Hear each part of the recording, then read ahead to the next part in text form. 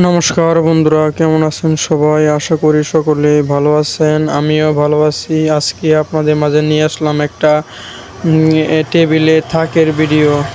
সেই টেবিলে থাকটা কত হাজার টাকা বিক্রি করলাম, কত হাজার টাকা লাভ করলাম, সব কিছু থাকছে আজকের এই ভিডিওতে। তাই সকলে এই ভিডিওটা শেষ পর্যন্ত দেখবেন। চলেন ভিডিওটা শুরু করা যাক। তো আমাদের সৈয়দগাঁও চৌরাস্তার আমাদের এক দোকানদার রাজু ভাই, তার দোকানে আমি গিয়েছিলাম। তারপরে সে বলতেছে যে ভাই আমার একটা টেবিলে থাক দেওয়ার খুবই দরকার। তারপরে বললাম আমি ঠিক আছে ভাই, আমি টেবিলে থাক তো বানাতে পারবো, আমার ঘরে কাঠ আছে। তারপরে আমি ঘরে এসে দেখতেছি যে কাঠ আছে কি না। তারপরে দেখলাম কিছু কাঠ আছে। সেই কাঠগুলো সবগুলো একসাথে করে তারপরে বসলাম। বসে আমি একটা একটা কাঠ মাপ দিয়ে কাটতেছি। সেই মাপ দিচ্ছি, সেই মাপ দিয়ে সেই কাঠগুলো আমি কাটতেছি। সেই কাঠগুলো আমি কেটে তারপরে বললাম যে ভাই রান্দা দিতে হবে কি না। উনি বললেন যে হ্যাঁ রান্দা দিতে হবে। তারপরে আমি রান্দার মেশিনটা বার করলাম। অনেকদিন ধরে মেশিনটাতে কাজ করা হয় না, সেই জন্য মেশিনটা একটু চলতেছে না। তারপরে মেশিনটা কত রেস্ট দিলাম। মেশিনটা কত রেস্ট দেওয়ার পরে তারপরে দেখতেছি যে মেশিনটা চলতেছে।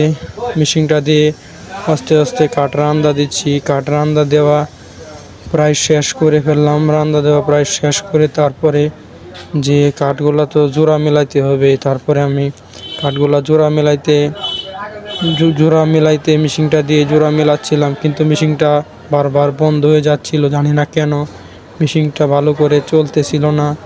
তাই মেশিনটা আবার একটু রেস্ট দিলাম, দিয়ে তারপরে দেখলাম যে না, মিলানো হয়ে গেছে।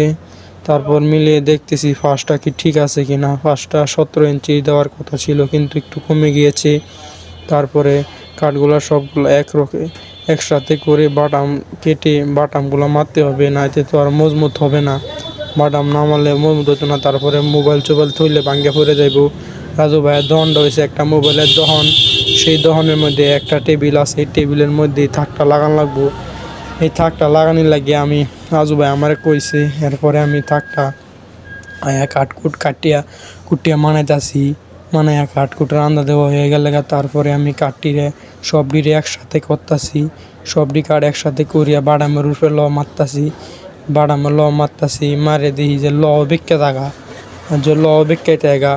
তারপরে আমি আস্তে আস্তে সবটি কাঠ এক সমান করিয়া মারতাছি। মারিয়া পরে সবটি এক সমান করিয়া দিই যে না আরও মারতে হইব, মারার বাহির হয়েছে। পরে আস্তে আস্তে লইলাম লইয়া সেই সাইডেও মারলাম। দেখি বাস্কুর মধ্যে নাইগা, মেলা দিন ধরে কাম কাজ নাইগা। তাই দেখি বাস্কুত শেষ। পরে কয়েকটা লইলাম, বুগি করটি বেশি বালা নাই, তার মাথা বাঙ্গা চাঙ্গা। এরপরে লোহাটি লইয়া আস্তে আস্তে মারতাছি। দেখি জোড়াটা বেশি ভালো মিলছে না, ডবল আসেন না দহনো, ডবল লয়ে গেছেন আমার আরেক কাকা। পরে মিশিং দিয়ে মিলাইছি। পরে মিলাইয়া যেমনি হয়েছে আস্তে আস্তে লটা মারতাছি। আস্তে আস্তে মারিয়া এরপরে আমি কইতে একটু নিতে গোসুন লাগবো। লোহাটি মারিয়া পরে কই লোহাটি একটু বেহায় দিই, নাইতে লোহাটি না বেহাইলে দেয়া গেছে হাত লাগিয়ে গেলে কাটতে যাইব। এরপরে আমি বোর্ডটা ঠিক মতো ফালানির লাগিয়া 4টা কোণার মধ্যে কাটুন লাগবো। এই 4টা কোণার মধ্যে কাটতাছি। 4টা কোণার মধ্যে কাটিয়া পরে আমি কই সমান হয়ে কাটিয়া লাই আনে যেত কোনা বইতো না গিয়া। তাই 4টা কোণার সমান হয়ে কাটতাছি।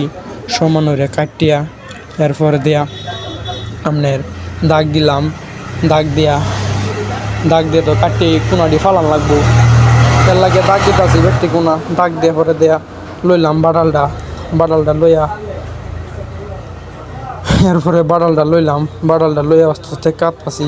4টা কোনায় কাটিয়ে পরে দেখি যে না বেশি একটা সুন্দর হয়েছে না। রান্দা দেওয়া মিশিং বালা না, তো রান্দা আসেন না বাই তাই দহন যা। পরে কই একটু ঘষে পরে কাটি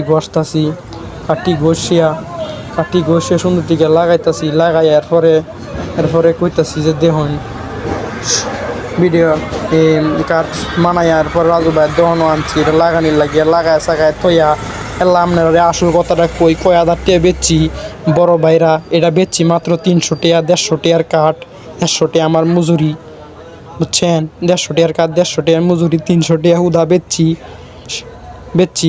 বুঝছেন? বেচছে রাজু ভাই দেউন কি রাজু ভাই করতেছে বালাই হয়েছে। রাজু ভাই টিয়া দিয়েছে তোমার। পরে শেষ পর্যন্ত ভিডিও দেখার জন্য সকলকে অসংখ্য ধন্যবাদ। সকলেই ভালো থাকবেন।